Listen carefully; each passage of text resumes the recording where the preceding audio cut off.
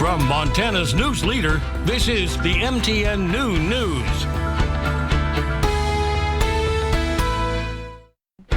Good afternoon. Thanks for joining us on the Noon News. I'm Andrea Lutz. Leaders in Bozeman are looking at ways to get more affordable housing in their city, and voters will have a say. We're going to get to that story in a minute, but first. As COVID continues to clog hospital beds across our state, one Montana man barely got an emergency surgery that he needed, having to travel out of state for it. Here's today's leading look. The man from Colstrip had a perforated bowel. He needed emergency surgery, but not a single hospital in Montana was able to take him. So the family had to call around, finally getting him into a Cody, Wyoming hospital. His doctor even saying he nearly died. Billings area hospitals say they are stretched thin.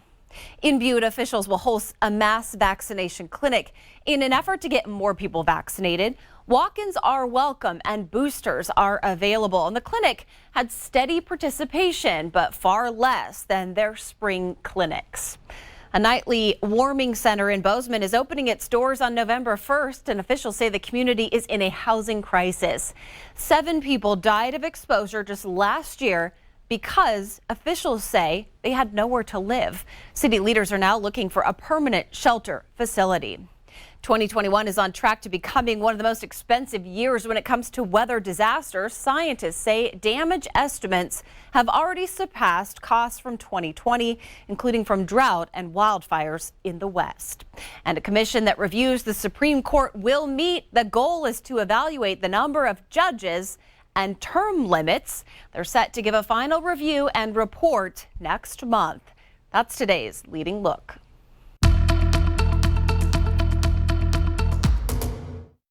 Well, we've seen a lot of rain and snow over the course of the last few days. Let's take a look at the latest drought monitor. Now, what we see, and probably not going to make a dent yet, maybe next week we'll see some improvement. For the most part across the region, there's been no change. We have improved slightly, though.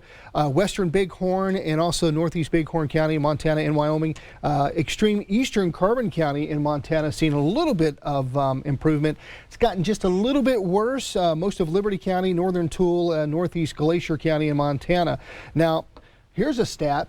Over 208 million acres of U.S. crops are experiencing some sort of drought currently. Now, our main driver, that area of low pressure that's been giving us the moisture, is pulling away. When's our next chance of seeing some rain?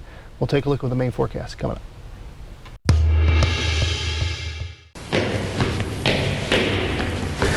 It's a topic those in Bozeman are quite familiar with, and the number behind it is only going up.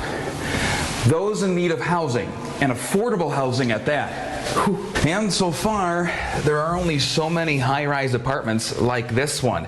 But with this new 7 mil levy, if it passes, would establish a new community housing funding stream. Access to housing at all levels is one of the most important economic development issues facing the city of Bozeman. Growth. It's a weight Bozeman bears, and the phenomenon of more construction sites shows how heavy that weight is to those who watch it closely, like Economic Development Program Manager David Fine. It is a workforce attraction issue.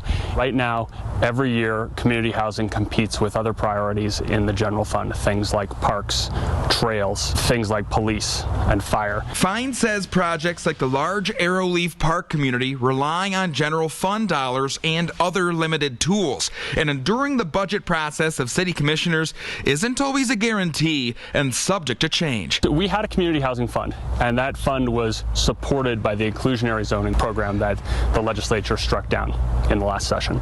And so this was a project where the city provided $500,000 to support federal funds that created 232 affordable rental units right here behind Lowe's. So this levy, Fine explains that the 7 mills will help increase both availability of community housing like condos, apartments, townhomes, mobile homes, along with multi and single family homes. It will cost the average homeowner about $34 a year, and that's expected to raise between $900,000 and $1 million each year that can go towards community housing efforts. So Fine looks back again at projects like Arrowleaf as reasons why a levy could create a direct fund just for opening more space for homeowners and renters. This is the kind of project that will allow this levy to support over 800 new units of housing in the first 5 years. Again, like the other ballot measures, it's up to the voters. Without that tool, we aren't able to plan and execute on longer-term projects. Now, city officials are holding a public meeting at 1 p.m. on Friday, October 15th,